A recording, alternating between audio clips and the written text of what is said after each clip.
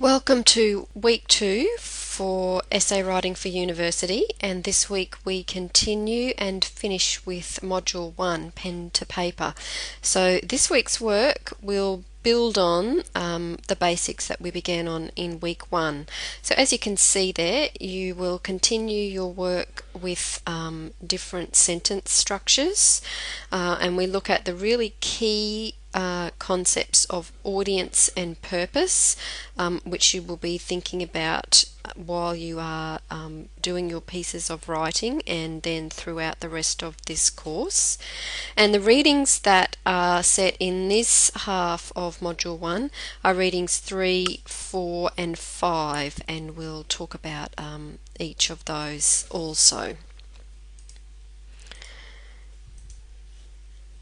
So with the work that you've done on sentences, so far, if you are keeping up to speed with the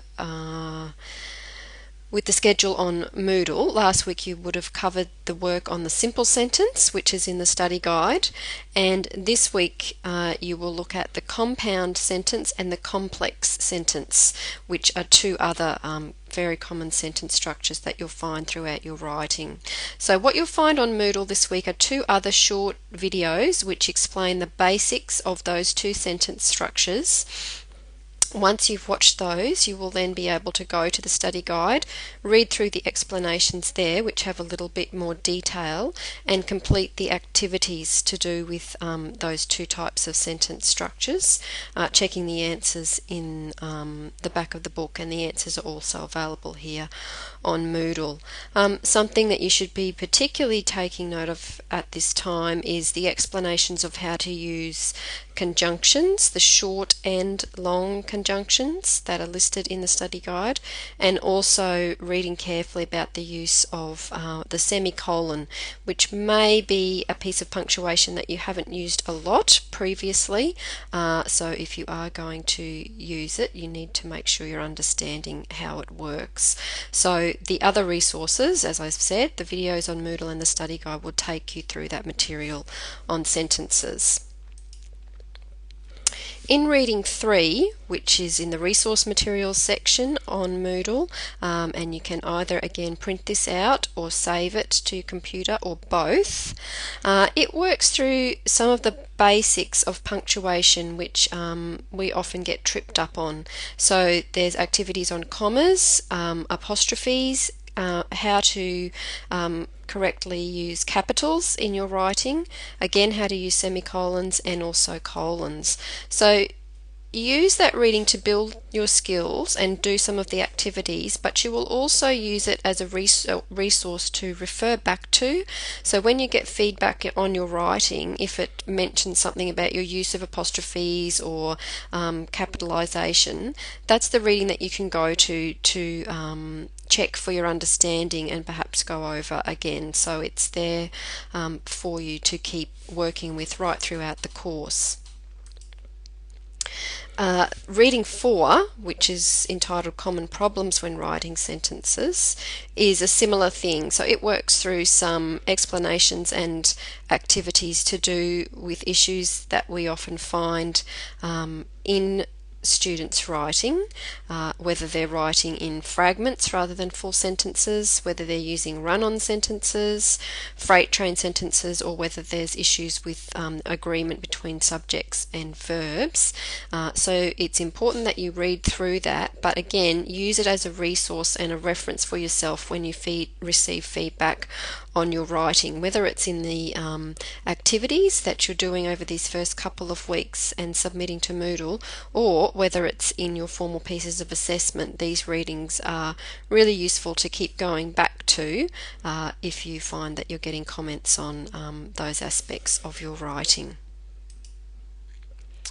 So probably the really central concept this week, and there's a few key terms there, is the idea of audience and purpose in your writing. And what this is about is you as a writer now being more aware of how you construct your writing. So what do you have to think about as you're writing to make sure that you're communicating clearly with your reader? And we've said that there's 4 things there: audience, purpose, mood, and the concept of genre.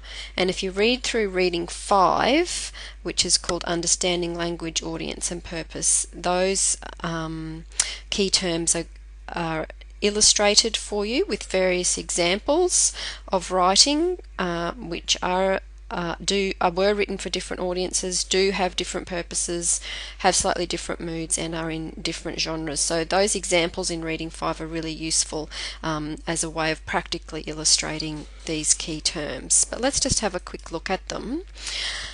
So the idea of the audience, when you're writing, whatever it is you're writing, whether it's academic writing or other types of writing, you have to think about who you are writing for. So is there a specific reader or group of readers or type of reader that you are writing to? Because that will dictate to some degree what kind of language, what words you choose, and what style you use in your writing, so that you're making your meaning really clear for that audience. So you're communicating with them in the written form as effectively as you possibly can be.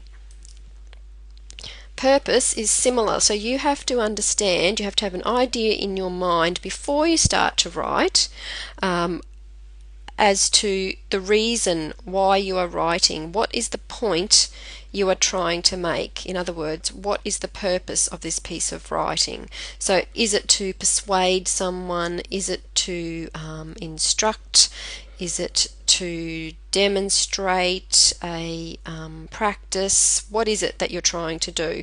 Because again, if you have your particular purpose in mind, that will help you make choices as to the words that you're going to use and the style that you're going to write in, so that you can be, again, effective with your communication in the written form.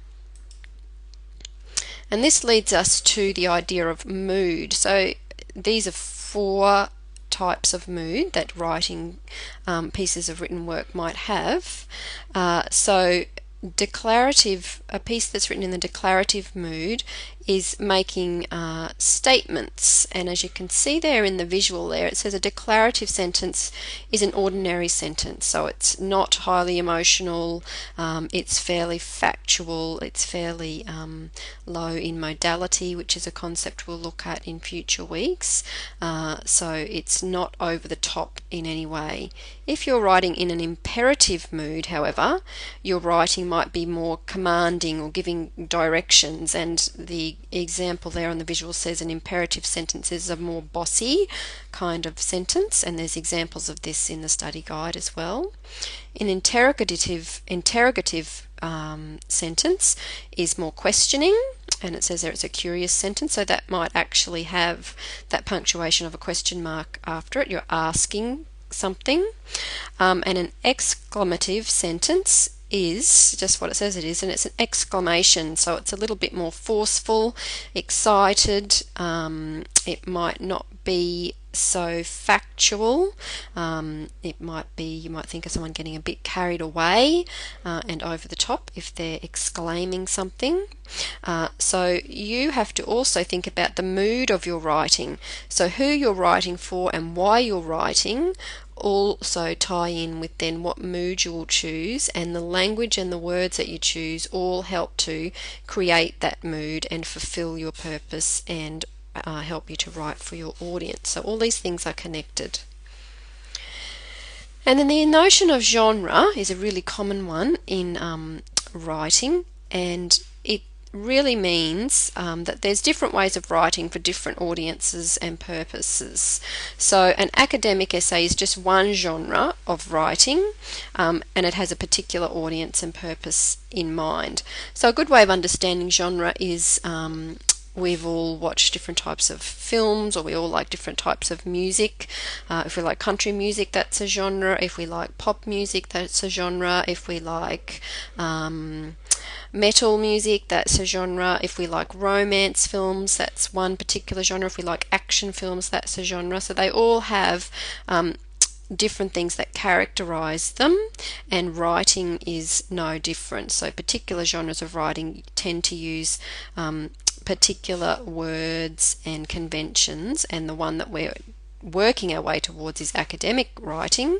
But you will see in reading 5, poetry can be a genre, a speech to an audience could be another genre, an academic paragraph is a particular genre, and they all read very differently according to the language that the writer has chosen with their audience and their purpose in mind. So what we're asking you to do this week is have a go at writing in some different genres, and this is activity 114 in the study guide, which is called the holiday activity, and it's a really excellent opportunity for you to get some feedback on your writing before we start working towards assignment 1. So activity 14 is demonstrated for you with a number of models, and the process is clearly stepped out in the study guide. So what we're looking for is for you to submit an example of a particular genre where you've had an audience and a purpose and a mood chosen in mind around the idea of holidays. So your lecturer can read that and give you some feedback on it, and not just feedback on what you've written, but how you've written it as well. So they will give you constructive comments on your sentence structure and punctuation and all those other technical aspects of your writing as well, which is so valuable. And so towards the end of Module 1, you'll see that we've included an excerpt from an autobiography by the philosopher Bertrand Russell, and you might like to read that and consider it in terms of the question of what good writing might be. And students have varying responses to this short excerpt of writing. Some people think it is good writing and have particular reasons for thinking that. Others don't like it at all. So there's no right or wrong answer here.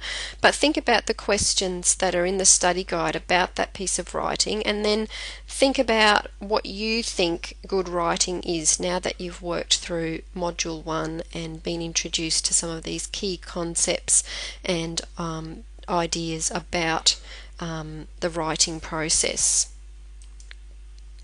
So what you should be doing by the time you've finished Module 1 is taking some time to reflect on your progress in the course so far, because as we begin Module 2, we'll be working in a very focused way towards your first assessment. So consider the information, the skills you've experienced so far. Think about what you think your strengths are in your writing, and then how you might be able to build upon those. And you also might want to identify what you might think the challenges for you are going to be as we continue into Module 2, and how are you going to meet those challenges. So you need to have a plan in mind. So if you know that you really need to work on the technical aspects of your writing, if you don't understand how to use apostrophes correctly, then you might need to do some extra work on that. If you get some feedback on your writing and it says that you use a lot of run-on sentences, you might need to go back and revise that and ask some more questions about it. So for everyone, it's going to be different in terms of their strengths and what they need to work on, and that's up to you to take responsibility for that. So congratulations on finishing Module 1 by the end of this week, and we look forward to beginning Module 2 in week 3 of the course.